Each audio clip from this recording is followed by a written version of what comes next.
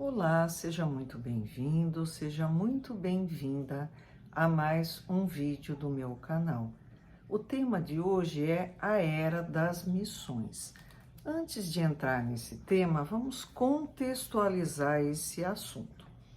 Bíblia significa uma coleção de livros e a Bíblia é uma grande coleção de livros escritos por autores diferentes em épocas diferentes.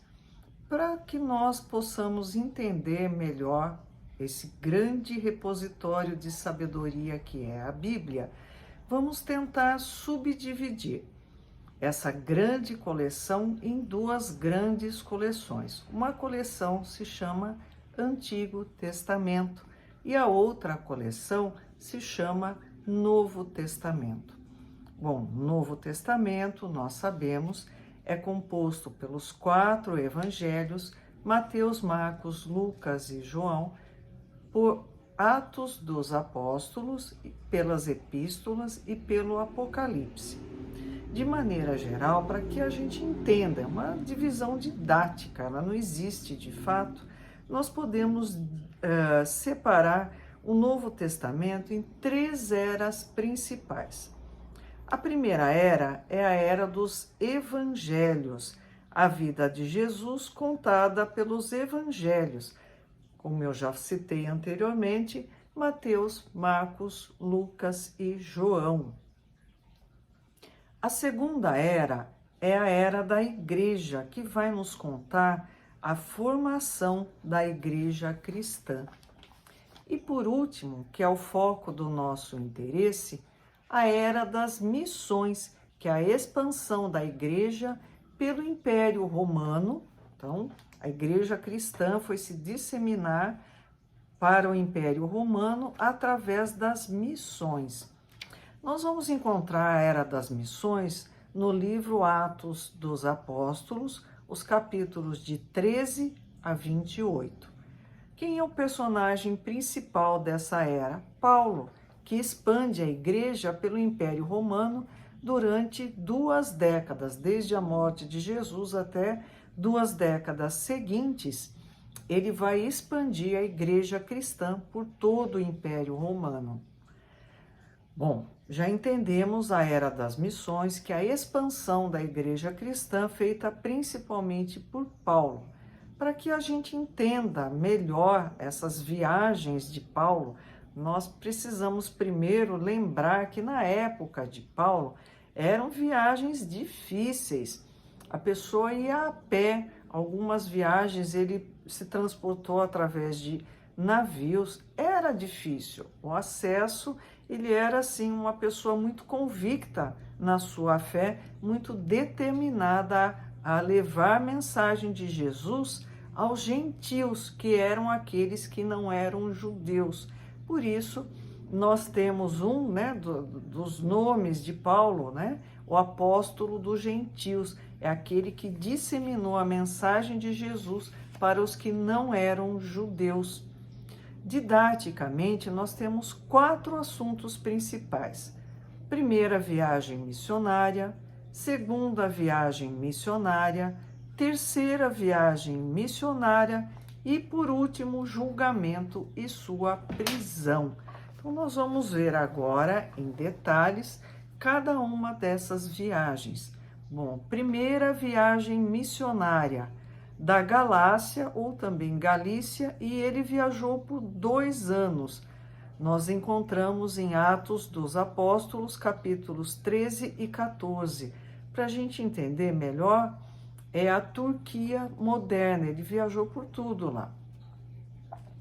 Na primeira viagem missionária de Paulo, ele e Barnabé são escolhidos pelo Espírito Santo para viajar até a Galácia e levar o evangelho aos gentios vivendo ali. Eles partem para Antioquia, o ponto de partida para todas as 3 viagens missionárias, e ficam na Galácia por 2 anos, experimentando resultados encorajadores.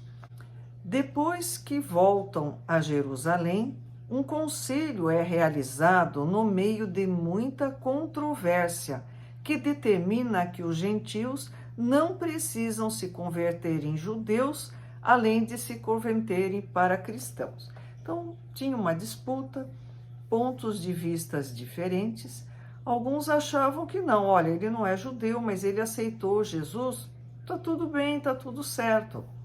Outros achavam não, eles precisam se converter ao judaísmo para daí aceitarem a mensagem de Jesus. Então, a corrente que foi vencedora é que eles não precisavam se converter ao judaísmo, bastava que eles aceitassem a mensagem de Jesus.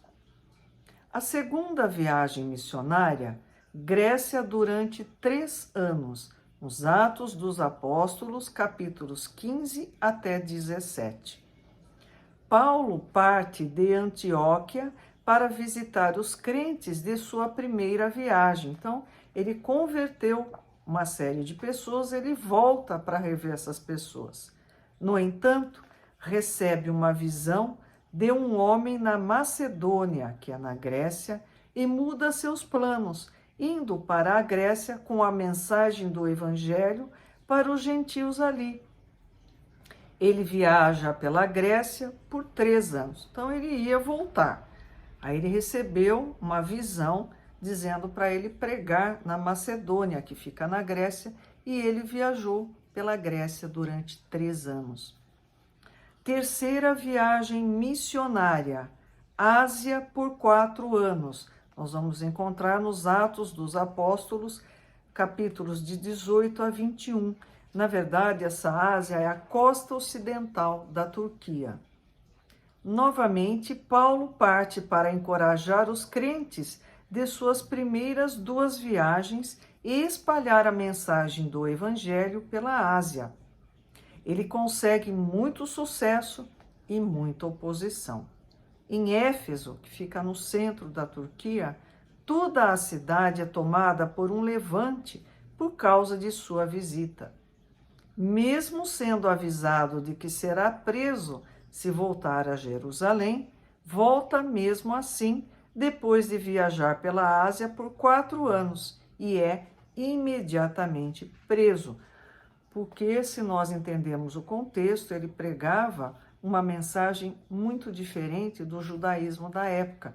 Então, ele foi considerado inimigo político, por isso ele foi preso. Inimigo, inclusive, do Império Romano, que dominava a Palestina na época em que Jesus viveu e depois da morte dele também. Quarta e última fase, julgamentos e prisão.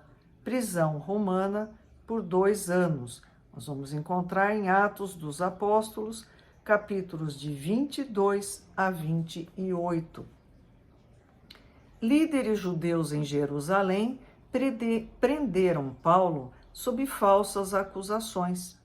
Como sua vida está ameaçada ali, mesmo na prisão, ele é movido para Cesareia, a capital romana na área.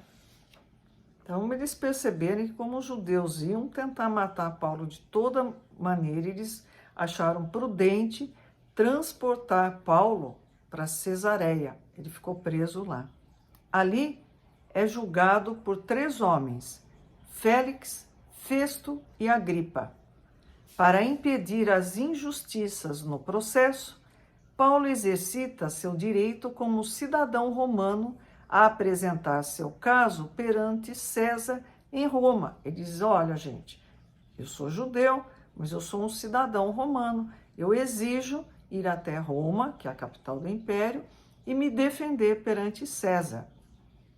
Ele é levado a Roma, mas seu caso nunca é julgado. Depois de ficar em uma prisão romana durante 2 anos, dizem que foi decapitado, que é a execução mais comum para um cidadão romano. Então, Paulo foi um pioneiro, uma pessoa levada por sua fé a locais inimagináveis na época dele.